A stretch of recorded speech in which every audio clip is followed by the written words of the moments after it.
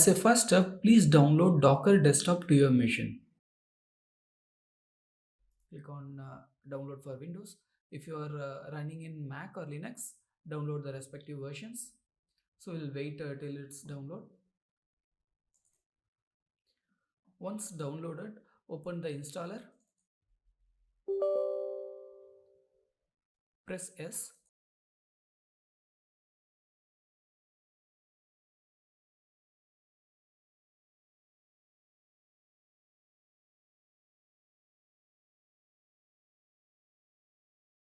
Our installation got successful. Now we will restart the machine.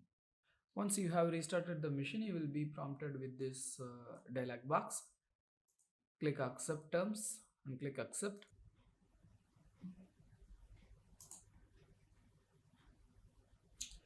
Okay, now our machine has restarted and we have successfully opened our Docker desktop. We have Docker successfully installed in our machine. Let us check the Docker version now. Docker -- version. Yes, we have Docker installed.